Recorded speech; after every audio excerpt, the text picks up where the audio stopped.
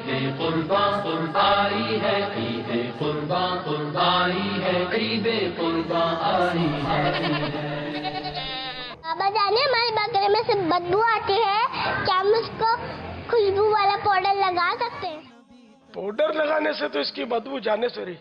غیر خصی بکرا یہ بعض اوقات پیشاب کا عادی ہو جاتا ہے پینے کا، تو اب اس میں بدبو آ جاتی ہے، تو اس میں جب اتنی بدبو آ جاتی ہے اس کو جلالہ بولتے ہیں، تو اس کا گوشت کھانا بھی مکروہ ہے جبکہ بدبو ہے اس میں، اور ایسی صورت میں اس کی قربانی بھی نہیں ہوتی۔ بہار شریعت تیسری صفحہ نمبر 325 مسئلہ نمبر 10۔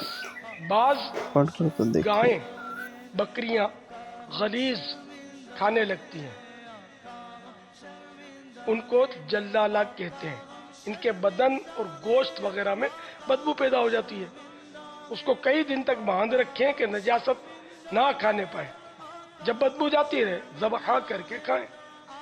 اسی طرح جو مرغی غلیظ کھانے کی عادی ہو اسے چند روز بند رکھیں، جب اثر جاتا رہے ذبح کر کے کھائیں۔ جو مرغیاں چھوٹی پھرتی ہیں ان کو بند کرنا ضروری نہیں، جبکہ غلیظ کھانے کی عادی نہ ہو اور ان میں بدبو نہ ہو۔ ہاں بہتر یہ کہ ان کو بھی بند رکھ کر ذبح کریں۔ مسئلہ نمبر 11۔ بکرا جو خصی نہیں ہوتا وہ اکثر پیشاب پینے کا عادی ہوتا ہے اور اس میں ایسی سخت بدبو پیدا ہو جاتی ہے کہ جس راستے سے گزرتا ہے وہ راستہ کچھ دیر کے لیے بدبودار ہو جاتا ہے۔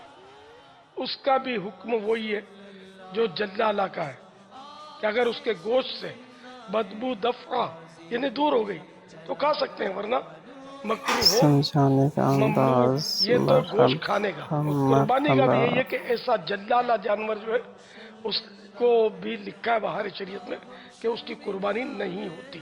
اور اگر غیر خصی بکرا جو ہے وہ اگر جلالہ نہیں ہے تو پھر اس کی قربانی ہو جاتی ہے، البتہ خصی بکرا یہ افضل ہے۔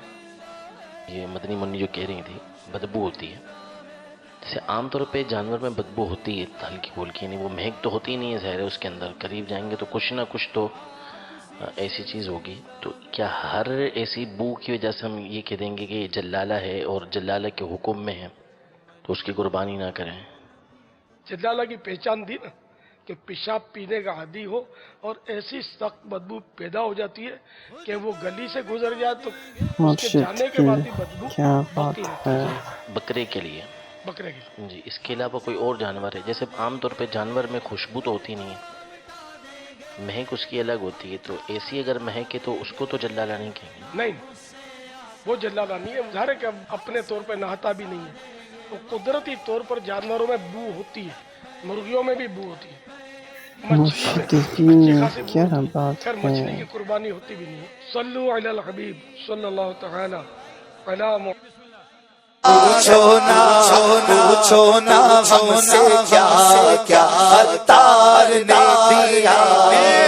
امیر سنت کے ان اسلامی بھائیوں سے دوستوں سے ملا ہوں جو 50 سال سے جانتے ہیں۔ ہم نے الیاس قادری کو 50 سال پہلے جیسا دیکھا تھا نا، آج بھی یہ ویسے ہی نہیں بدلتے۔ ان کی سادگی، ان کا انداز۔ اچھا آپ 1995 کے، 1992 کے،